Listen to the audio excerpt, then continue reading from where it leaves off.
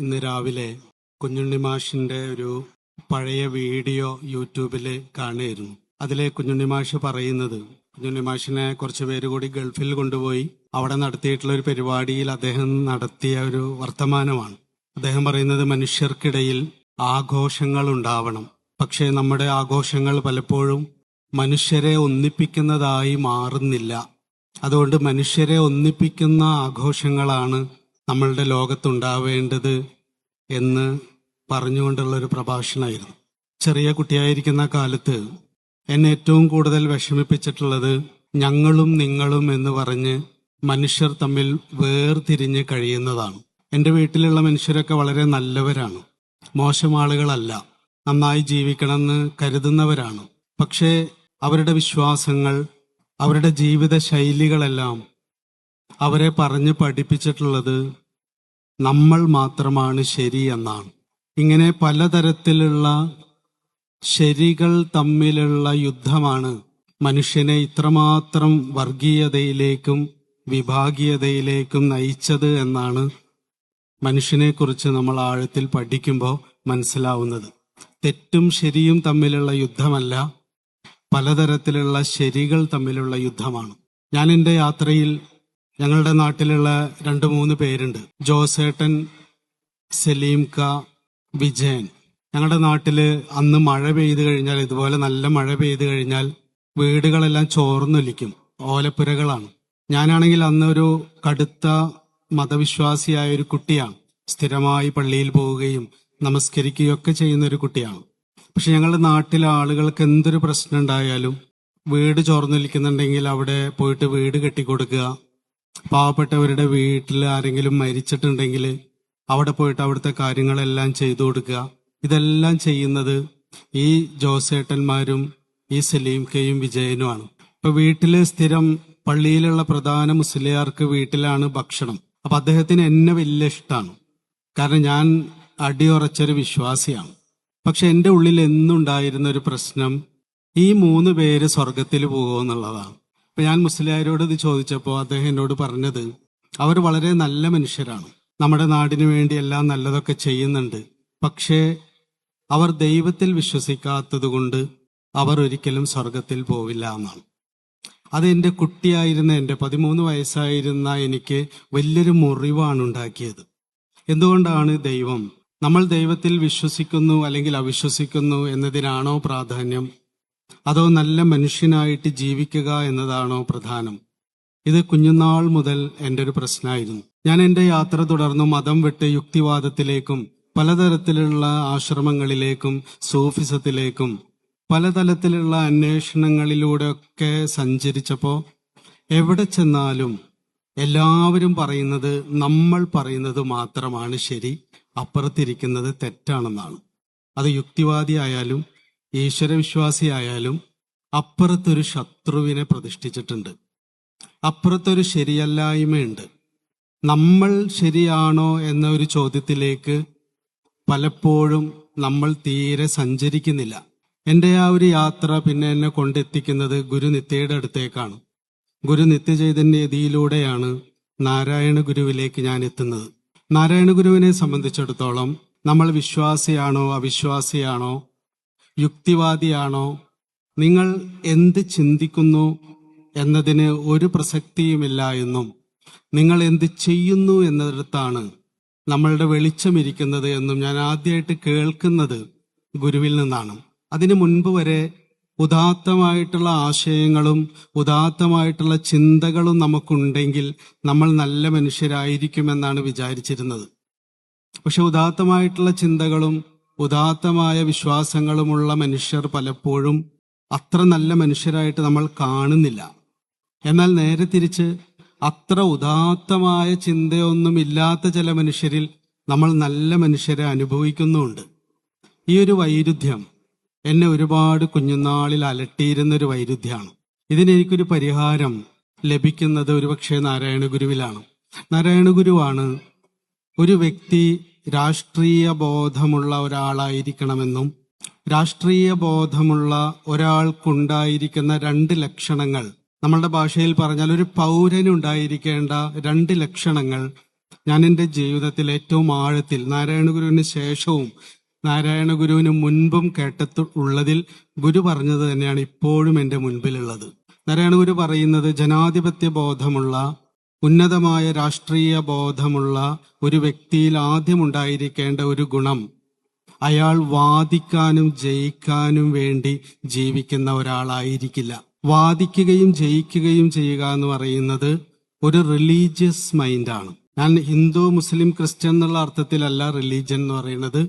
അത് ഒരു പ്രത്യേക ചട്ടവട്ടത്തിൽ മാത്രം ജീവിത ദർശനത്തെ ഒതുക്കി നിർത്തിയിരിക്കുന്ന മനുഷ്യന്റെ ബോധമാണ്. ആ ഒരു റിലീജിയസ് ആയിട്ടുള്ള ബോധത്തിൽ നിന്ന് ഒരു സ്പിരിച്വൽ ആയിട്ടുള്ള എന്ന് പറഞ്ഞാൽ കുറച്ചും കൂടി സ്വാതന്ത്ര്യമുള്ള ഒരു ബോധത്തിലേക്ക് നമ്മൾ ഉണരണമെങ്കിൽ നമ്മൾ അപ്പുറത്തിരിക്കുന്ന ആളെ തോൽപ്പിക്കുക എന്ന് പറയുന്ന ഒരു മനോഭാവത്തിൽ നിന്ന് പുറത്തു വരേണ്ടതുണ്ട്.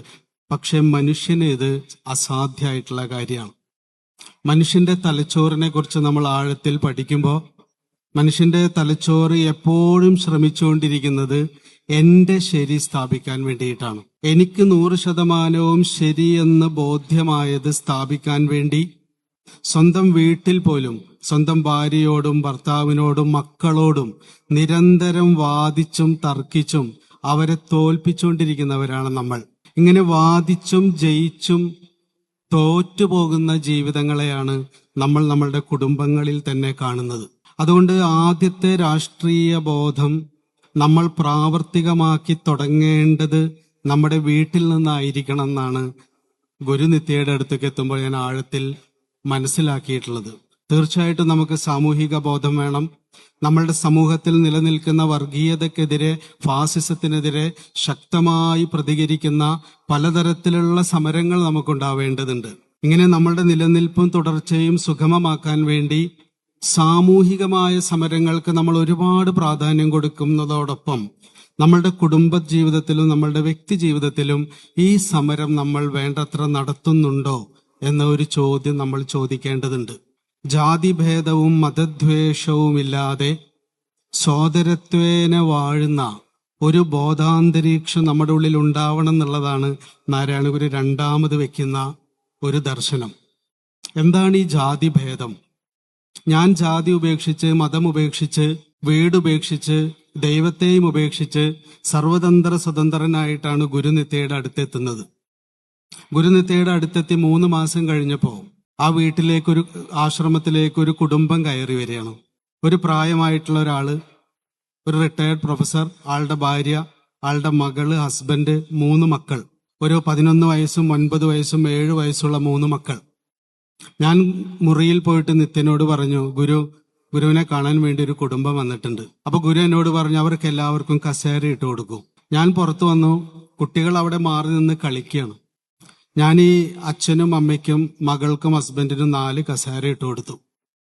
കുറച്ചു കഴിഞ്ഞപ്പോൾ ഗുരു ഹാളിലേക്ക് വന്ന് കസേരയിൽ ഇരുന്നിട്ട് എന്നെ നോക്കിയിട്ട് ഗുരു എന്നോട് ചോദിച്ചു, ഞാൻ തന്നോട് എല്ലാവർക്കും കസേര ഇട്ട് കൊടുക്കാനല്ലേ പറഞ്ഞത്? ആ കുട്ടികൾ എന്താ മനുഷ്യരല്ലേ? അവർ വ്യക്തികളല്ലേ? അവരെന്താ ജാതിയിൽ കുറഞ്ഞവരാണോ? അന്നാണ് ഞാൻ തിരിച്ചറിയുന്നത്, നമ്മൾക്ക് കുട്ടികൾ ജാതിയിൽ കുറഞ്ഞവരാണ്, കസേര ഇട്ട് കൊടുക്കേണ്ടവരാണെന്ന്. ഒരു ഗുരുവിന്റെ മുൻപിൽ നമ്മൾ ബഹുമാനിക്കുന്ന ആരുടെയെങ്കിലും മുൻപിൽ കസേരയിട്ട് കൊടുക്കേണ്ടവരാണ് കുട്ടികളെന്ന് നമുക്ക് തോന്നിയിട്ടില്ല. ജാതി ഭേദമില്ലാതെ നാരായണ ഗുരുവിനെ കുറിച്ച് ഗുരുവിന്റെ കൂടെ ജീവിച്ച നടരാജഗുരു പറഞ്ഞിട്ടുള്ള ഒരു കാര്യം, ഗുരു ശിവഗിരിയിലും ആലുവ അദ്വൈതാശ്രമത്തിലൊക്കെ ആയിരിക്കുമ്പോൾ ഏതൊരാൾക്കും ആരുടെയും സമ്മതം ഇല്ലാതെ തന്നെ വന്ന് കാണാവുന്ന ഇടങ്ങളിലാണത്രേ ഗുരു പോയി ഇരിക്കുക. നമ്മളൊക്കെ ഇരിക്കുന്നത് അങ്ങനെയാണോ? നമ്മുടെ വീട്ടിൽ പോലും നമ്മൾ ഇരിക്കുന്നത് നമ്മളുടെ മുൻപില് നമ്മുടെ വീട്ടിലെ കുട്ടികൾക്കോ നമ്മളുടേക്കാൾ പ്രായത്തിൽ കുറഞ്ഞവർക്കോ വന്ന് നമ്മുടെ കണ്ണിൽ നോക്കി സ്വതന്ത്രമായി അവരുടെ അഭിപ്രായം പറയാൻ, ഭയമില്ലാതെ അവരുടെ അഭിപ്രായം പറയാനുള്ള ഒരു സ്പേസ് ഇന്നും നമ്മുടെ വീട്ടിലില്ല. അതായത് നമ്മുടെ വീട്ടിൽ നിന്ന് തുടങ്ങേണ്ടതുണ്ട് ജാതി ഭേദമില്ലായ്മ. അന്ന് ആ 3 കുട്ടികൾക്ക് ഞാൻ കസേര ഇട്ട് കൊടുത്തു. 13 വയസ്സും 11 വയസ്സും 9 വയസ്സും 7 വയസ്സുള്ള കുട്ടികൾ. ജീവിതത്തിൽ ആദ്യമായിട്ട് തങ്ങളെ ഒരു വ്യക്തിയായി അംഗീകരിച്ച അഭിമാനത്തോടെ നീണ്ടു നിവർന്ന കുട്ടികൾ ആ കസേരയിൽ ഇരുന്നത് ഇന്നും എനിക്ക് ഓർമ്മയുണ്ട്. നമ്മളുടെ സമൂഹത്തിൽ നിലനിൽക്കുന്ന ജാതീയതയ്ക്കെതിരെ, വർഗീയതയ്ക്കെതിരെ ശക്തമായി പ്രതിഷേധിക്കുമ്പോൾ, ശക്തമായ സമരങ്ങൾ നടത്തുമ്പോൾ ഒപ്പം ചേർത്ത് വെക്കേണ്ടതാണ് എൻ്റെ വീട്ടിലെ ജാതീയതയ്ക്കെതിരെ ഞാൻ എന്താണ് ചെയ്യുന്നത് എന്ന്. അന്നാ നടുവിലിരുന്ന 9 വയസ്സുള്ള കുട്ടി 25 വർഷത്തിന് ശേഷം ഇതുപോലെ ഞാൻ പ്രസംഗിച്ച് നിൽക്കുമ്പോൾ ഒരു സ്ഥലത്ത് എൻ്റെ പ്രസംഗം കഴിഞ്ഞ് എൻ്റെ അടുത്ത് വന്ന് സാരിയെല്ലാം എടുത്ത് മുതിർന്ന ഒരു പെൺകുട്ടി, അവൾ എൻ്റെ അടുത്ത് വന്ന് എൻ്റെ കണ്ണിൽ നോക്കി ചോദിച്ചത്, ഷൗക്കത്ത് മാമനെ എന്നെ അറിയോന്ന് ചോദിച്ചു. ഞാൻ പറഞ്ഞു ഇല്ല. പണ്ട് ഞങ്ങൾ 3 കുട്ടികൾക്ക് കസാര ഇട്ട് തന്ന് ഗുരു ഇരുത്തിയില്ലേ, അതിലാ 9 വയസ്സുള്ള കുട്ടിയാണ് ഞാൻ. എൻ്റെ ജീവിതത്തിൽ അതിനു മുൻപും അതിനു ശേഷവും എന്നെ ഒരു വ്യക്തിയായി അംഗീകരിച്ച ഒരാളിലൂടെ ഞാൻ കടന്നുപോയിട്ടില്ല. എന്നെ പഠിപ്പിച്ച അധ്യാപകർ, ഞാൻ കണ്ടുമുട്ടിയ മുതിർന്നവർ, എൻ്റെ കുടുംബത്തിലുള്ള മുതിർന്നവർ ആരും എന്നൊരു വ്യക്തിയായിട്ടല്ല കണ്ടത്. ഒന്നുകിൽ അവരെക്കാൾ താഴെയുള്ളവരായിട്ട്, അല്ലെങ്കിൽ വെറും ഒരു പെണ്ണായിട്ട്. ജീവിതത്തിൽ ആദ്യമായിട്ടാണ് ഒരു വ്യക്തിയായി എന്നെ റെസ്പെക്ട് ചെയ്ത് ഒരാൾ എൻ്റെ മുഖത്ത് നോക്കി സംസാരിച്ചത്. ആ 9 വയസ്സിലാണ് ഞാൻ അനുഭവിച്ചത്. അന്ന് ഗുരു പകർന്നു തന്ന ആ മനുഷ്യൻ, ആ കുട്ടിക്ക് ഗുരുവാണെന്നൊന്നും അറിയില്ല. അന്ന് ആ ഗുരു പകർന്നു തന്ന ആത്മവിശ്വാസമാണ് എവിടെ പോകുമ്പോഴും, ഏത് മനുഷ്യരെ കാണുമ്പോഴും, പല കോളേജുകളിൽ ഞാൻ പഠിച്ചു. ഞാൻ PhD നേടി. ഞാനിപ്പോൾ കോളേജിലൊരു അധ്യാപികയാണ്. ഏത് സ്ഥാനത്തിരിക്കുന്നവരുടെയും കണ്ണിൽ നോക്കി തൻ്റെ അവകാശങ്ങൾ പറയാനും കൃത്യമായി തൻ്റെ ബോധ്യങ്ങൾ പറയാനുമുള്ള ധൈര്യം എനിക്ക് പകർന്നു തന്നത് അന്ന് കസാരയിട്ട് ഇരുത്തി എൻ്റെ കണ്ണിൽ നോക്കി ഒരു കുട്ടിയോടെന്ന പോലെ അല്ലാതെ ഒരു വ്യക്തിയോടെന്ന പോലെ എന്നോട് സംസാരിച്ച ഗുരുവായിരുന്നു. ഇതാണ് നാരായണ ഗുരുവിന്റെ ദർശനം എന്ന് പറയുന്നത്. നമ്മൾ നാരായണ ഗുരു ചെയ്ത, ജാതിക്കെതിരെ ചെയ്ത, അല്ലെങ്കിൽ ഗുരു എഴുതിയിട്ടുള്ള ആത്മോപദേശ ശതകം, ഗുരു നടത്തിയിട്ടുള്ള സാമൂഹികമായിട്ടുള്ള പ്രവർത്തനങ്ങൾ നിരന്തരം സംസാരിച്ചു കൊണ്ടിരിക്കുന്നതോടൊപ്പം നമ്മളുടെ ജീവിതത്തിലേക്ക് ആ ദർശനങ്ങളെ നമ്മുടെ വ്യക്തി ജീവിതത്തിലേക്കും നമ്മുടെ കുടുംബ ജീവിതത്തിലേക്കും എത്രമാത്രം സ്വാംശീകരിച്ചിട്ടുണ്ട് എന്ന് സ്വയം ചോദിക്കാൻ കൂടി തയ്യാറാവേണ്ടതുണ്ട്. ഈ ജാതി ഭേദമില്ലാതെ പെൺകുട്ടിയെന്നോ ചെറിയ കുട്ടിയെന്നോ മുതിർന്നതെന്നോ റിട്ടയേർഡ് പ്രൊഫസറെന്നോ ആണെന്നോ പെണ്ണെന്നോ ഇല്ലാതെ എല്ലാവരെയും തുല്യതയോടെ കാണുന്ന ഒരു പ്രാക്ടീസാണ് അന്ന് ഗുരുനിത്യ എനിക്ക് പകർന്നു തന്നത്. അല്ലാതെ ഒരു തത്വചിന്തയല്ല, അത് ചെയ്യിപ്പിക്കുകയാണ് ചെയ്യുന്നത്. പിന്നീട് 25 വർഷം കഴിഞ്ഞ് ഞാനൊരു പുസ്തകം എഴുതി. കുഞ്ഞുങ്ങൾക്ക് അവരുടേതായ സ്വപ്നങ്ങളുണ്ട്. ഞാനൊരു ചെറിയൊരൊറ്റ പോയിന്റിൽ നിന്ന് സംസാരിക്കാനാണ് ആഗ്രഹിക്കുന്നത്. ഗുരുവിന്റെ ദർശനമാണ് പറയാൻ ആഗ്രഹിക്കുന്നത്. ഞാൻ നമ്മളുടെ നാട്ടിൽ മുഴുവൻ സഞ്ചരിക്കുമ്പോൾ ഞാൻ അനുഭവിച്ച കഴിഞ്ഞ 20 വർഷമായിട്ട് 25 വർഷമായിട്ട് കേരളത്തിൽ അങ്ങോളം ഇങ്ങോളം നടന്ന് സ്കൂളുകളിലും കോളേജുകളിലും പല കുഞ്ഞു കുഞ്ഞു സദസ്സുകളിലും നിരന്തരം സംസാരിക്കുന്ന ഒരാളാണ് ഞാൻ. ഏറ്റവും കൂടുതൽ ഞാൻ സംസാരിക്കുന്നത് അധ്യാപകരോടും മാതാപിതാക്കളോടുമാണ്. ഞാൻ അതിന് കൂടുതൽ പ്രാധാന്യം കൊടുത്തിട്ടാണ്. സാംസ്കാരിക സമ്മേളനങ്ങളിൽ ഞാൻ വളരെ കുറച്ചേ പോകാറുള്ളൂ. പക്ഷെ സ്കൂളിലെ അധ്യാപകരുടെയും മാതാപിതാക്കളുടെയും മുതിർന്നവരുടെയും ഏത് പരിപാടിയിലേക്കും ഞാൻ പോകും. അതിന്റെ കാരണം, ഇനി വളർന്നു വരുന്ന തലമുറയിലേക്ക് വെളിച്ചം പകരണമെങ്കിൽ നാം മുതിർന്നവരുടെ ഫാസിസം നമ്മളിൽ നിന്ന് അഴിഞ്ഞു വീഴേണ്ടതുണ്ട്. മുതിർന്നവരെല്ലാം ഒരർത്ഥത്തിൽ ഫാസിസ്റ്റുകളാണ്. മുതിർന്ന ആണുങ്ങളെല്ലാം, പ്രത്യേകിച്ച് ഒരു സ്ത്രീയെ, കുഞ്ഞുങ്ങളെ എല്ലാം രണ്ടാന്തരം പൗരന്മാരായി കാണുന്ന മനുഷ്യരാണ്.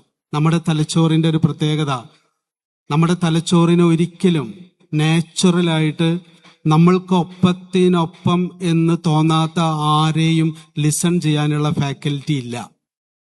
നമ്മൾ ഒരാളെ ശ്രദ്ധിക്കണമെങ്കിൽ, ഒരാൾ പറയുന്നത് ശ്രദ്ധിക്കണമെങ്കിൽ പണത്തിൽ, പ്രശസ്തിയിൽ, ജാതിയിൽ, മതത്തിൽ, അധികാരത്തിൽ, ലിംഗത്തിൽ നമുക്ക് മുകളിലുള്ളവരാണെന്ന് ഫീൽ ചെയ്താൽ മാത്രമേ നമ്മുടെ ബ്രെയിൻ ഒരാളെ ശ്രദ്ധിക്കുള്ളൂ.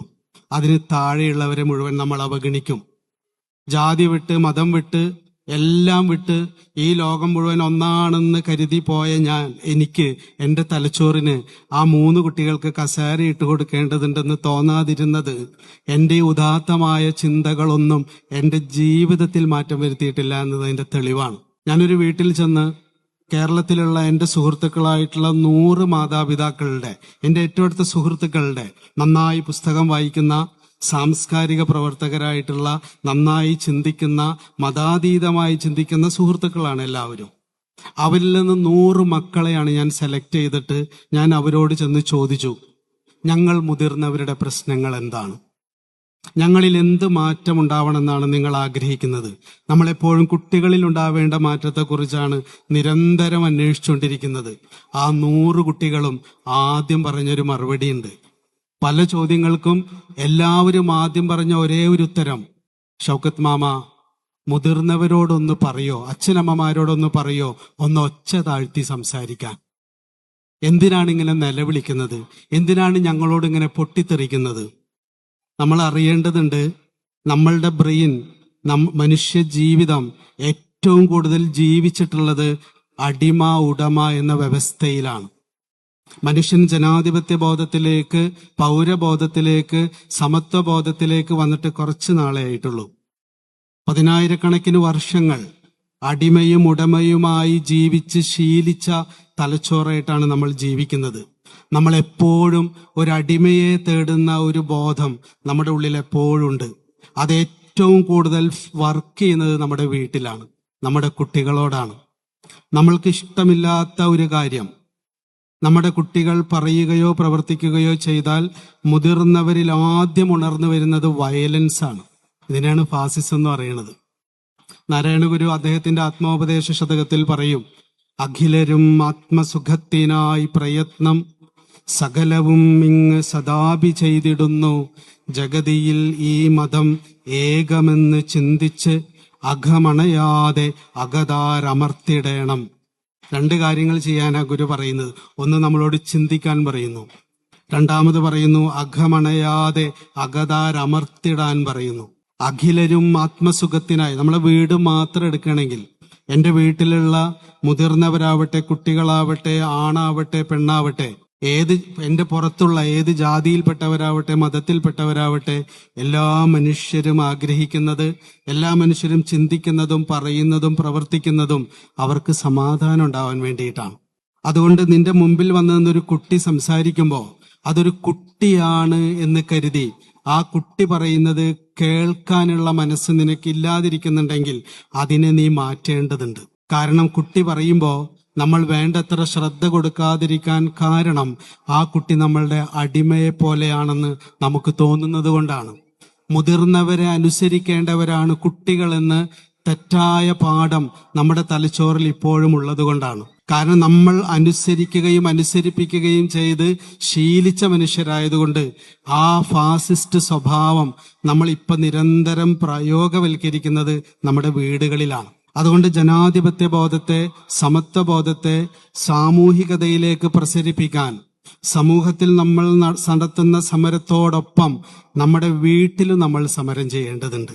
ആ സമരം പക്ഷെ നമ്മൾ നമ്മുടെ കുട്ടികളോടല്ല ചെയ്യേണ്ടത്, നമ്മൾ നമ്മളോടാണ് ചെയ്യേണ്ടത്.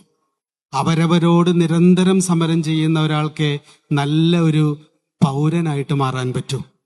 സ്ത്രീകളോടും കുട്ടികളോടൊക്കെ അറിയാതെ നമ്മുടെ ഉള്ളിൽ നിന്ന് ഉണർന്നു വരുന്ന വയലൻസോടെയുള്ള, അക്രമപരതയോടെയുള്ള പ്രതികരണങ്ങൾക്ക് മുകളിൽ അഘമണയാതെ അകതാരമർത്തണം. ഗുരു പറയുന്ന 2 കാര്യങ്ങളാണ്. ഒന്ന്, ചിന്തിക്കണം. ചിന്തിക്കുന്നു എന്നതുകൊണ്ട് നമ്മൾ മാറില്ല. ഉദാത്തമായ ചിന്ത ഉണ്ട് എന്നതുകൊണ്ട് നമ്മൾ മാറില്ല. പക്ഷെ ആദ്യം നമുക്കൊരു ചിന്ത ആവശ്യമാണ്. ആ ഒരു കുട്ടിക്ക് ഞാൻ കസാര ഇട്ട് കൊടുക്കേണ്ടതുണ്ട് എന്ന ചിന്ത എനിക്ക് ആവശ്യമാണ്. പക്ഷെ അങ്ങനെ ചിന്തിച്ചു എന്നതുകൊണ്ട് ഞാൻ കസാര ഇട്ട് കൊടുക്കില്ല. അത് കസാര ഇട്ട് കൊടുത്ത് ശീലിക്കേണ്ടതാണ്. അതുകൊണ്ട് അഘമണയാതെ അകതാരമർത്തണം.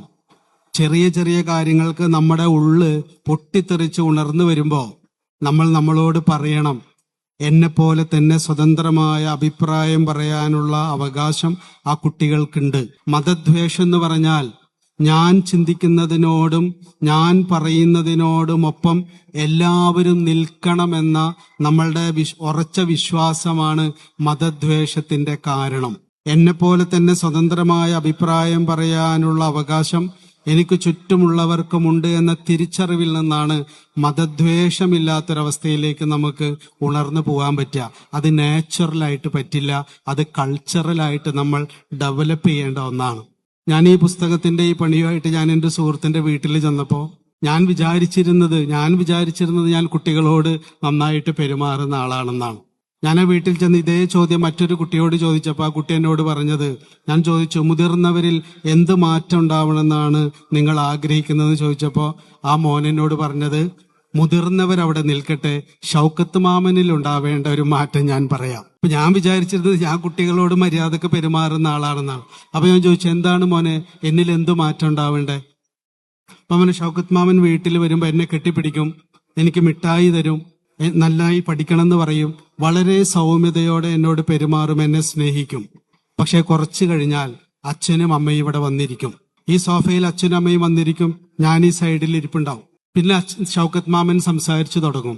ഷൗക്കത്ത് മാമൻ വലിയ വലിയ കാര്യങ്ങളൊക്കെ സംസാരിക്കുമ്പോ ഞാൻ ഇപ്പുറത്തിരിപ്പുണ്ട്.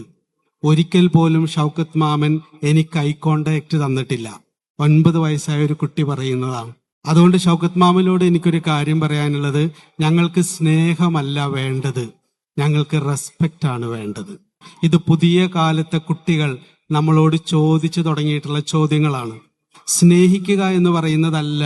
പാവപ്പെട്ടവരൊക്കെ നമ്മൾ പോയിട്ട് അവർക്ക് ഭക്ഷണം കൊടുക്കാറുണ്ട്, വീട് വെച്ച് കൊടുക്കാറുണ്ട്, അസുഖമായിട്ട് കിടക്കുമ്പോൾ അവർക്ക് വേണ്ടതൊക്കെ ചെയ്തു കൊടുക്കാറുണ്ട്. അത് മാത്രമല്ല അവർക്ക് വേണ്ടത്. റെസ്പെക്റ്റ് ചെയ്യുക എന്ന് പറയുന്നതാണ് ജനാധിപത്യ ബോധമുള്ള മനുഷ്യരിൽ ആദ്യം ഉണ്ടാവേണ്ട ഒരു ക്വാളിറ്റി. നമ്മളിതൊക്കെ നാരായണ ഗുരുവിൽ ഇങ്ങനെ ഒരു ജീവിതത്തിൽ മൊത്തം കണ്ടിട്ടുള്ളതാണ്. നാരായണ ഗുരു അരുവിപ്പുറത്ത് പ്രതിഷ്ഠ കഴിഞ്ഞ് പിറ്റേന്ന് രാവിലെ ഗുരു ഇങ്ങനെ ഇരിക്കുകയാണ്. ഗുരുവിന് ചുറ്റും ഭക്തരായിട്ടുള്ള മനുഷ്യരിങ്ങനെ നിറഞ്ഞിരിക്കുക. കാരണം ജീവിതത്തിൽ മനുഷ്യനെന്ന് പോലും അംഗീകരിക്കാതെ സാമൂഹികതയിൽ ഒരു ഓരത്തേക്ക് മാറ്റി നിർത്തിയിടുന്ന മനുഷ്യർക്ക് ആരോടും ചോദിക്കാതെ കടന്നു ചെന്ന് പ്രാർത്ഥിക്കാൻ, അവരുടെ വിശ്വാസത്തോട് ചേർന്ന് നിന്ന് പ്രാർത്ഥിക്കാൻ ഒരു ക്ഷേത്രം ഉണ്ടാക്കി കൊടുത്തിരിക്കുകയാണ്. അവർ ഭക്തിയോടുകൂടി ഗുരുവിന്റെ അടുത്ത് വട്ടത്തിലിരിക്കുമ്പോൾ ഗുരു കാണുന്നത് ആ കൂട്ടത്തിൽ നിന്ന് മാറി നിൽക്കുന്ന 2 പേരെയാണ്. ഒരു ചുള്ളിക്കമ്പ് പോലെ മെലിഞ്ഞുണങ്ങിയ 2 മനുഷ്യക്കോലങ്ങൾ ആ കൂട്ടത്തിലേക്ക് വരാതെ അകന്ന് മാറി നിൽക്കുക. എന്തുകൊണ്ടാണ് അവർ മാറി നിൽക്കുന്നതെന്ന് ചോദിച്ചപ്പോൾ ആരൊന്നും മിണ്ടുന്നില്ല. അവർ അവിടെ ഇരിക്കുന്നവരെക്കാൾ ജാതിയിൽ കുറഞ്ഞവരായിരുന്നു. ഗുരു ആദ്യം ചെയ്യുന്നത് അവരെ അടുത്തേക്ക് വിളിക്കുകയാണ്. നമ്മളിൽ നിന്ന് മാറി നിൽക്കുന്നവരെ, നമ്മൾ മാറ്റി നിർത്തിയവരെ നമ്മുടെ അരികിലേക്ക് ചേർത്ത് പിടിക്കുന്നിടത്ത് നിന്നാണ് ഗുരുവിന്റെ വഴി തുടങ്ങുന്നത്. ആ 2 കുട്ടി അടുത്തു വന്ന് അവരെ ഗുരു ചേർത്ത് പിടിച്ച് നിന്നപ്പോ ഗുരുവിന്റെ കണ്ണുകളും ആ 2 പേരുടെ കണ്ണുകളും നിറഞ്ഞിരുന്നു എന്നാണ് അത് രേഖപ്പെടുത്തിയിട്ടുള്ളവർ പറഞ്ഞിട്ടുള്ളത്. ഇത് നമുക്ക് നമ്മുടെ ജീവിതത്തിൽ എവിടെയാണ് അപ്ലൈ ചെയ്യാൻ പറ്റിയിട്ടുള്ളത്? നമ്മുടെ വീട്ടില് നമ്മൾ സാമൂഹികതയിൽ അകറ്റി നിർത്തിയവരെ കുറിച്ച് ഒരുപാട് പറയുന്നവരാണ്, സ്ഥിരം അത് അഡ്രസ് ചെയ്യുന്നവരാണ്, അതിനെക്കുറിച്ച് പ്രഭാഷണങ്ങൾ നടത്തുന്നവരാണ്, സെമിനാറുകൾ നടത്തുന്നവരാണ്.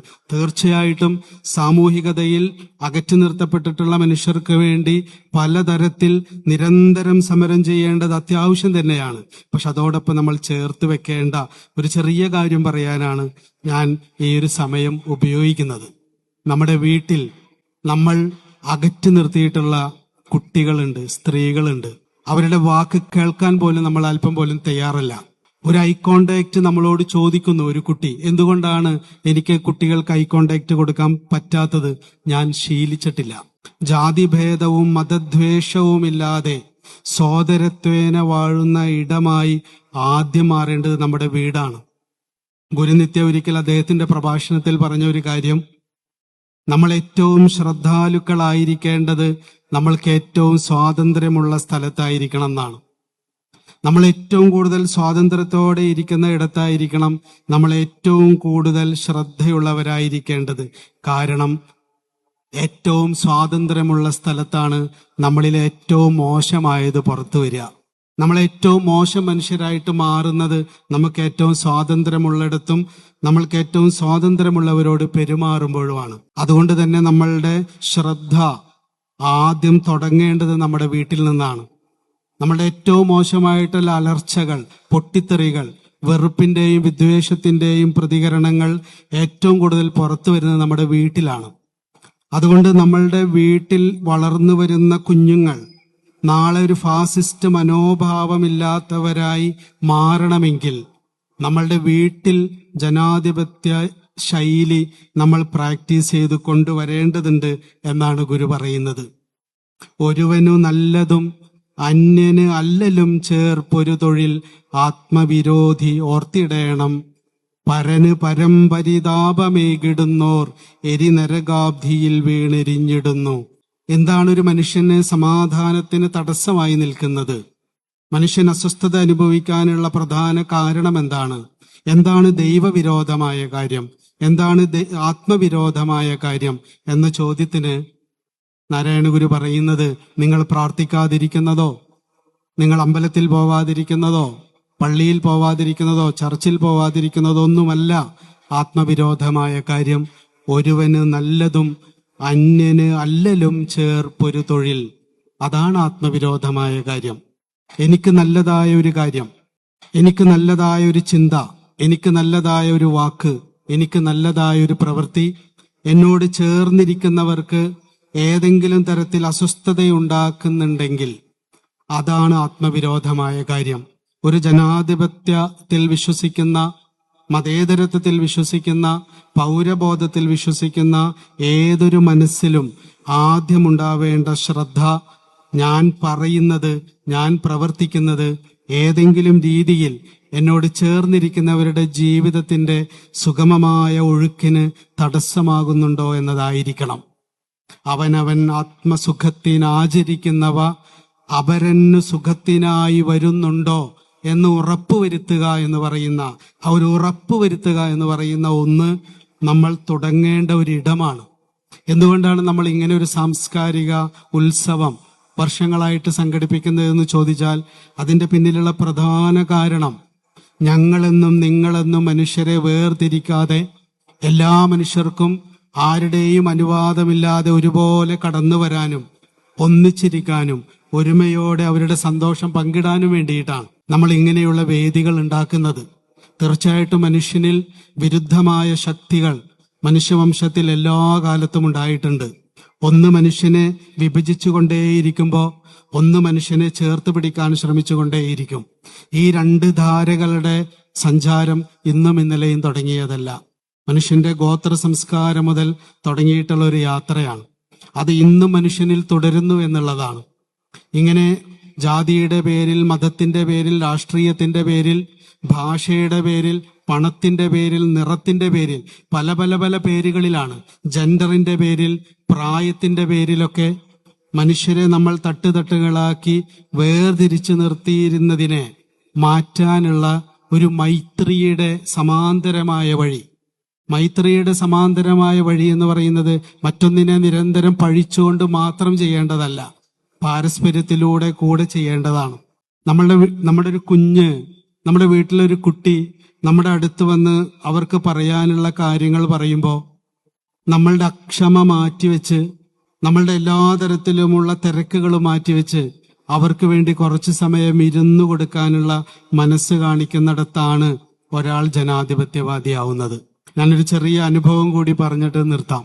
ഞാൻ ഗുരുനിത്യയുടെ അടുത്ത് ചെന്ന സമയത്ത് ഞാൻ ഈ ജാതിഭേദത്തിന്റെയും മതദ്വേഷത്തിന്റെയും വിഷം മനുഷ്യ സമൂഹത്തിൽ നിന്ന് ഇല്ലായ്മ ചെയ്യാൻ നമ്മളുടെ കുടുംബത്തിൽ ചെയ്യേണ്ടതായിട്ടുള്ള ശ്രദ്ധയെക്കുറിച്ച് പറയാൻ വേണ്ടി മാത്രമാണ് ഈ കുറഞ്ഞ സമയം ഉപയോഗിക്കുന്നത്. ഞാൻ ഗുരുനിത്യയുടെ അടുത്ത് ചെന്ന സമയത്ത് ഒരു ദിവസം ഒരു മനുഷ്യൻ കയറി വരികയാണ്. 50 വയസ്സ് കഴിഞ്ഞ ഒരു മനുഷ്യൻ, ആകെ മുഷിഞ്ഞ വസ്ത്രം, 2-3 ദിവസമായിട്ടുണ്ടാവും കുളിച്ചിട്ട്, മുടിയൊന്നും വെട്ടിയിട്ടില്ല, കുറ്റി രോമങ്ങൾ, തളർന്ന മനുഷ്യൻ വന്നിട്ട് എന്നോട് പറഞ്ഞു, എനിക്ക് നിത്യനെ കാണണം, എനിക്ക് കുറെ സംസാരിക്കണം, ജീവിതം അമ്പേ തകർന്നു പോയി, ഇനി ഒരടി പോലും എനിക്ക് മുൻപോട്ട് വെക്കാൻ പറ്റില്ല. ഒരു കാലത്ത് ഇങ്ങനെ തളർന്നിരുന്നപ്പോൾ ഞാൻ ഗുരുവിന് കത്തയച്ചിരുന്നു. അന്ന് ഗുരു എന്നെ വന്ന് കാണാൻ പറഞ്ഞു. പക്ഷെ അന്ന് എനിക്ക് വരാൻ പറ്റിയില്ല. അപ്പൊ ഞാൻ പറഞ്ഞു, നിങ്ങൾ ഇരിക്കോ, ഗുരുവിനെ കാണാം, എത്ര സമയം വേണമെങ്കിലും സംസാരിക്കാം. ഞാൻ എന്നിട്ട് നേരെ ഗുരുവിന്റെ മുറിയിലേക്ക് പോയി. അപ്പൊ അദ്ദേഹം കാര്യമായിട്ടൊരു ലേഖനം എഴുതിക്കൊണ്ടിരിക്കുകയാണ്. മേശപ്പുറത്ത് നിറയെ പുസ്തകങ്ങളാണ്, റഫറൻസ് പുസ്തകങ്ങൾ നിറച്ചു വെച്ചിട്ടുണ്ട്. എഴുതാനുള്ള പേപ്പറുകളും പേനയും എല്ലാം കൊണ്ട് മേശ നിറഞ്ഞിരിക്കുക. അപ്പൊ ഞാൻ ഗുരുവിന്റെ അടുത്ത് നിന്നിട്ട് പറഞ്ഞു, ഗുരു, ഒരാൾ കാണാൻ വന്നിട്ടുണ്ട്, നല്ല വിഷമത്തിലാണ്. അപ്പൊ ഗുരു പറഞ്ഞൊരു കാര്യം ചെയ്യൂ, താൻ പോയിട്ട് ഒരു 5 മിനിറ്റ് കഴിഞ്ഞിട്ട് വാ. അപ്പൊ ഞാൻ പോയി കുറച്ച് സമയം അദ്ദേഹത്തോട് കൂടെ ഇരുന്ന് 5 മിനിറ്റ് കഴിഞ്ഞിട്ട് ഞാൻ അദ്ദേഹത്തിന്റെ മുറിയിൽ ചെല്ലുമ്പോൾ ഞാൻ കാണുന്നത് മേശപ്പുറത്ത് പുസ്തകങ്ങളൊന്നുമില്ല. എല്ലാം ഒരു സൈഡിലേക്ക് മാറ്റിവെച്ച്, എഴുതാനുള്ള പേപ്പറുകളൊക്കെ മാറ്റിവെച്ച്, ഒരു പണിയുമില്ലാതെ ഒരുപാട് സമയമുള്ള ഒരാൾ ഇരിക്കുന്നത് പോലെ ആൾ ഇരിക്കുകയാണ്, ഒരു ധൃതിയുമില്ലാതെ. തൊട്ടടുത്ത് തന്നെ ഒരു കസേര ഇട്ടിട്ടുണ്ട്. അദ്ദേഹത്തെ നേരെ അവിടെ വന്നിരുന്നു. ഗുരു അദ്ദേഹത്തിന്റെ കൈയെടുത്ത് തന്റെ കയ്യിൽ വെച്ച് മെല്ലെ തലോടാൻ തുടങ്ങി. എന്നിട്ട് അദ്ദേഹത്തോട് ചോദിച്ചു, നിങ്ങൾക്ക് സംഗീതം ഇഷ്ടമാണോ? പാള് പറഞ്ഞു, സംഗീതം ഇഷ്ടമാണ്, ഞാൻ വയലിനൊക്കെ വായിക്കും. എന്നാൽ നമുക്ക് കുറച്ച് മ്യൂസിക് കേട്ടാലോ? അങ്ങനെ ഗുരു എന്നോടൊരു CD ഇടാൻ പറഞ്ഞു. ഞാൻ ആ CD ഇട്ടു. ഗുരു അദ്ദേഹത്തിന്റെ കയ്യിൽ തലോടിക്കൊണ്ടിരിക്കുന്നുണ്ട്. അദ്ദേഹം ഗുരുവിനോട് ചേർന്നിരിക്കുന്നുണ്ട്. കുറച്ചു കഴിഞ്ഞപ്പോൾ അദ്ദേഹം ഇരുന്ന് കരയുന്നുണ്ട്. പിന്നെ ഗുരുവിന്റെ കണ്ണിൽ നിന്നും വെള്ളം വരുന്നുണ്ട്. ഇത് കണ്ടുകൊണ്ടിരിക്കുന്ന എന്റെ കണ്ണിൽ നിന്നും വെള്ളം വരുന്നുണ്ട്. കുറച്ചു കഴിഞ്ഞ് പാട്ട് നിർത്തിയപ്പോൾ ഗുരു ചോദിച്ചു, എന്താണ് പേര്? അപ്പൊ അദ്ദേഹം പറഞ്ഞു, എന്റെ പേര് തോമസ് എന്നാണ്. തോമസ് ഏട്ടന് ഞാൻ എന്താ ചെയ്തു തരേണ്ടേ? അപ്പൊ അദ്ദേഹം പറഞ്ഞു, ഒന്നും വേണ്ട ഗുരു, ഒന്നും വേണ്ട, എനിക്ക് തൃപ്തിയായി, ഇനി ഞാൻ നന്നായി ജീവിച്ചോളാം എന്ന് പറഞ്ഞ് അദ്ദേഹം ഗുരുവിന്റെ കയ്യിൽ ഒരു ഉമ്മയും കൊടുത്ത് പുറത്തേക്ക് ഇറങ്ങി. അപ്പൊ ഗുരു പറഞ്ഞു, അദ്ദേഹത്തിന് മുറി കാണിച്ചു കൊടുക്കൂ, അദ്ദേഹം കേരളത്തിൽ നിന്ന് വരികയാണ്, ഊട്ടിയിലാണ് താമസിക്കുന്നത്, അദ്ദേഹത്തിന് ഭക്ഷണം കൊടുക്കൂ എന്ന് പറഞ്ഞു. ഞാൻ നേരെ ചെന്ന് അദ്ദേഹത്തോട് പറഞ്ഞു, ഞാൻ ഭക്ഷണം കാണിച്ചു തരാം, ഭക്ഷണം അടുക്കളയിൽ പോവാം, ഞാൻ മുറി കാണിച്ചു തരാം. അപ്പൊ അദ്ദേഹം പറഞ്ഞു, വേണ്ട മോനെ, എനിക്ക് എത്രയും പെട്ടെന്ന് വീട്ടിലെത്തണം, എനിക്ക് എത്രയും പെട്ടെന്ന് വീട്ടിലെത്തി എന്റെ ഭാര്യയെ ഒന്ന് കെട്ടിപ്പിടിക്കണം, എന്റെ ഭാര്യയ്ക്ക് വേണ്ടി ഭാര്യയെ കെട്ടിപ്പിടിക്കണം. ഞാൻ ഇന്ന് വരെ ഭാര്യയ്ക്ക് വേണ്ടി അവളെ കെട്ടിപ്പിടിച്ചിട്ടില്ല, എനിക്ക് കെട്ടിപ്പിടിക്കാൻ തോന്നുമ്പോൾ മാത്രമേ കെട്ടിപ്പിടിച്ചിട്ടുള്ളൂ. ഞാനിങ്ങനെ ഗുരു മുഷിഞ്ഞ വസ്ത്രം ധരിച്ച്, ഞാൻ 3 ദിവസമായി കുളിച്ചിട്ട്, എന്നെ നാറുന്നുണ്ടെന്ന് എനിക്കറിയാം. ഞാൻ അദ്ദേഹത്തിന്റെ അടുത്ത് ചെന്നിരുന്നപ്പോ ഞാൻ നാറുന്ന എന്നെ അദ്ദേഹം കണ്ടില്ല. കുളിച്ചിട്ട് വരുമെന്ന് എന്നോട് പറഞ്ഞില്ല. ഒരു തിരക്കുമില്ലാതെ തൊട്ടടുത്തൊരു കസേരയിട്ട് സ്വന്തം കയ്യിലേക്ക് എന്റെ കൈയെടുത്ത് എന്നെ തലോടിയിട്ട് എനിക്ക് വേണ്ടി അദ്ദേഹം എന്നെ സ്നേഹിച്ചു. ഗുരുവിന്റെ ഉള്ളിൽ സ്നേഹം വന്ന് നിറഞ്ഞപ്പോ പോയി സ്നേഹിക്കല്ലേ ചെയ്തത്, എനിക്ക് വേണ്ടി സ്നേഹിച്ചു, എനിക്ക് വേണ്ടി സമയം തന്നു. ഞാൻ എന്റെ ജീവിതത്തിൽ ഒരിക്കലും എന്റെ ഭാര്യയ്ക്ക് വേണ്ടി ഭാര്യനെ തൊട്ടിട്ടില്ല. എന്റെ കുട്ടികളെ അടുത്ത് ഞാൻ അവർക്ക് വേണ്ടി ഇരുന്നു കൊടുത്തിട്ടില്ല. തൊട്ടതിനും പിടിച്ചതിനൊക്കെ ഞാൻ അവരെ വഴക്ക് പറയായിരുന്നു. അവർ നന്നാവാൻ വേണ്ടി വഴക്ക് പറഞ്ഞാണ് എന്റെ ശീലം. ഞാൻ നന്നാവാൻ വേണ്ടി ഗുരു എന്നെ ഒരു വഴക്ക് പോലും പറഞ്ഞില്ല. എന്താണ് ഇങ്ങനെ മുഷിഞ്ഞിരിക്കുന്നതെന്ന് ചോദിച്ചില്ല, എന്താണ് കുളിക്കാത്തതെന്ന് ചോദിച്ചില്ല. നേരെ അടുത്ത് പിടിച്ചിരുത്തുക ചെയ്ത്. ഇത് ഞാൻ എൻ്റെ ജീവിതത്തിൽ ചെയ്തിട്ടില്ല. ഞാൻ എൻ്റെ മക്കളോട് ചെയ്തിട്ടില്ല, എൻ്റെ ഭാര്യയോട് ചെയ്തിട്ടില്ല. ജാതിഭേദവും മതദ്വേഷവും ഇല്ലാതെ സർവരെയും സോദരത്വേനെ എങ്ങനെയാണ് ചേർത്ത് പിടിക്കേണ്ടതെന്ന് നിത്യചൈതന്യതി 200 പുസ്തകങ്ങൾ എഴുതിയിട്ടല്ല എന്നെ പഠിപ്പിച്ചത്. ആ 9 വയസ്സായിട്ടുള്ള പെൺകുട്ടിയും ആ 50 വയസ്സ് കഴിഞ്ഞ തോമസ് ഏട്ടനോടും ആ മനുഷ്യൻ പെരുമാറിയിടത്തു നിന്നാണ് ഞാനത് പഠിച്ചത്. നമ്മളൊക്കെ നമ്മുടെ മക്കളെ നമുക്ക് സ്നേഹം വരുമ്പോൾ സ്നേഹിക്കും, നമ്മുടെ ഭാര്യമാരെ സ്നേഹം വരുമ്പോൾ സ്നേഹിക്കും. അവർക്ക് സമയം ആവശ്യമുള്ളപ്പോ, അവർക്ക് നമ്മളുടെ റെസ്പെക്റ്റ് ആവശ്യമുള്ളപ്പോ, അവർക്ക് നമ്മളുടെ ചെവി ആവശ്യമുള്ളപ്പോ, അവർക്ക് പറയാനുള്ളത്, നമ്മൾ എത്ര തിരക്കുണ്ടെങ്കിലും എത്ര ധൃതിയിലാണെങ്കിലും നമ്മളെ മാറ്റിവെച്ച് അവരെ കേൾക്കാനും അവരെ ചേർത്ത് പിടിക്കാനുമുള്ള ഒരു ഉള്ള് നമുക്കുണ്ടായി വരുമ്പോഴാണ് നമ്മളിലെ ഫാസിസ്റ്റ് അടങ്ങി വരിക. നമ്മളെ മാറ്റിവെക്കുക. എൻ്റെ അഭിപ്രായങ്ങളെ, എൻ്റെ ചിന്തകളെ, എൻ്റെ ശീലങ്ങളെ, എൻ്റെ ശരികളെ കുറച്ചു നേരത്തേക്ക് മാറ്റിവെച്ച് അവരുടെ ശരികളെ കൂടി ഒന്ന് കേൾക്കാൻ, അവരുടെ താല്പര്യങ്ങളെ കൂടി ഒന്ന് കേൾക്കാനുള്ള ഒരു ഉള്ള് നമ്മൾ എപ്പോഴാണ് വളർത്തിയെടുക്കുന്നത്. ഇത് തന്നെയാണ് സാമൂഹികതയിലും നമ്മൾ ചെയ്യേണ്ടത്. മതത്തിൽപ്പെട്ടവർ ഞങ്ങളുടെ മതത്തിൽപ്പെട്ടവർ മാത്രമാണ് ശരി, ആഘോഷങ്ങളിൽ ഞങ്ങളുടെ മതത്തിൽപ്പെട്ടവർ മാത്രം മതി എന്ന് പറയുന്നിടത്ത് അങ്ങനെയല്ല. മതതീവ്രവാദമല്ല നമ്മൾ പറയേണ്ടത്, സ്വരൈക്യത്തെക്കുറിച്ചാണ് നമ്മൾ പറയേണ്ടത്.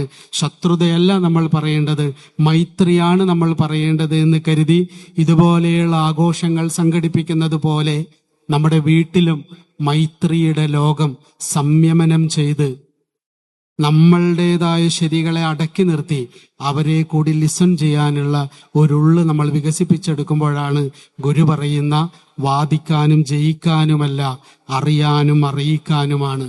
ഗുരുവിന്റെ ഭാഷയിൽ അറിവ് എന്ന് പറഞ്ഞാൽ ഈ ഇൻഫർമേഷൻ അല്ല, ജഡമറിവീല, അറിവിന് ചിന്തയില്ല, ഓതിടുകയുമില്ല അറിവെന്നറിഞ്ഞ് സർവം വിടുകിലവൻ വിശദാന്തരംഗനായി മേൽ ഉടലിലമർന്ന് ഉഴലുന്നതില്ല നൂനം.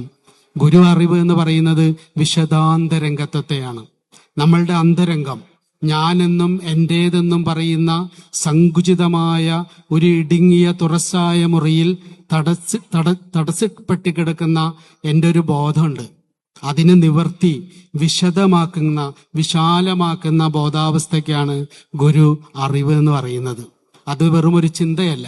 അതുകൊണ്ട് എപ്പോഴാണോ എൻ്റെ വീട്ടിൽ, എൻ്റെ നാട്ടിൽ ഞാൻ അന്യനെന്നും അന്യരെന്നും പറഞ്ഞ് മാറ്റി നിർത്തിയിട്ടുള്ളത്, അവരെ കൂടി നമ്മൾ എന്ന വിശാലതയിലേക്ക് നമ്മൾ കൊണ്ടുവരുന്നതിനെയാണ് അറിയുക എന്ന് പറയുന്നത്. അത് അറിയിക്കുക കൂടി ചെയ്യേണ്ടതുണ്ട്. അത് നമ്മൾ നമ്മുടെ വീട്ടിൽ നിന്ന് തുടങ്ങേണ്ടതുണ്ട്. നമ്മളെ പോലെ തന്നെ വ്യക്തികളാണ് നമ്മുടെ വീട്ടിലിരിക്കുന്ന സർവരുമെന്ന് തിരിച്ചറിയുന്നിടത്തു നിന്നാണ് ഈ നാട്ടിലുള്ള സർവരും ജാതിയുടെയോ മതത്തിന്റെയോ രാഷ്ട്രീയത്തിന്റെയോ പേരിൽ വേറെ വേറെയാക്കി നിർത്തേണ്ടവരല്ല, നമ്മൾ നമ്മുടെ നെഞ്ചോട് ചേർത്ത് പിടിക്കേണ്ടവരാണ് എന്ന തെളിച്ചം നമുക്കുണ്ടാവേണ്ടത്. എന്നോട് പറഞ്ഞ സമയമായി. ഗുരുനിത്യ എപ്പോഴും പറയാറുള്ള ഒരു കാര്യം, 45 മിനിറ്റ് സംസാരിക്കാൻ പറഞ്ഞാൽ 40 മിനിറ്റിൽ നിർത്തണം എന്നാണ്.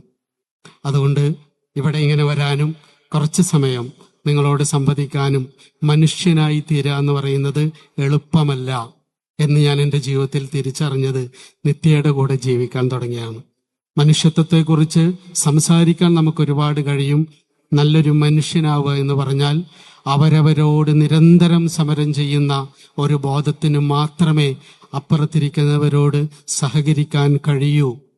അതാരോട്? എൻ്റെ പ്രിയപ്പെട്ടവരോട് പോലും സഹകരിക്കാൻ, എൻ്റെ വീട്ടിലുള്ള കുട്ടികളോട് പോലും സഹകരിക്കാൻ, എൻ്റെ ഭാര്യയോട്, ഭർത്താവിനോട്, അച്ഛനോട്, അമ്മയോടൊക്കെ സഹകരിക്കാൻ ഞാൻ എന്നിൽ സദാ ശരിയെന്ന് പറഞ്ഞ് ഉണർന്നു നിൽക്കുന്ന ഫാസിസ്റ്റിനെ ഒന്ന് അടക്കി നിർത്തേണ്ടതുണ്ട്. അവരവരോട് നിരന്തരം സമരം ചെയ്ത് വേണം അപ്പുറത്തിരിക്കുന്നവരോട് സഹകരിക്കുന്ന മൈത്രിയുടെ ഒരു വഴി നമ്മുടെ ബോധത്തിൽ ഉണർന്നു വരാൻ. നമ്മൾ ഇന്ന് നമ്മുടെ സമൂഹത്തിൽ നിലനിൽക്കുന്ന ജാതിയുടെ പേരിലും മതത്തിന്റെ പേരിലും അത്രമാത്രം വർഗീയത കൊണ്ട് പൊറുതിമുട്ടിയിരിക്കുന്ന ഒരു കാലത്താണ് നമ്മൾ ജീവിക്കുന്നത്.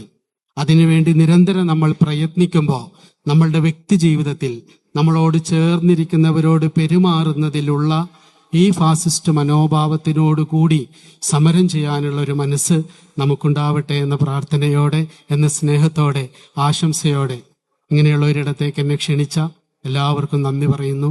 നമസ്കാരം.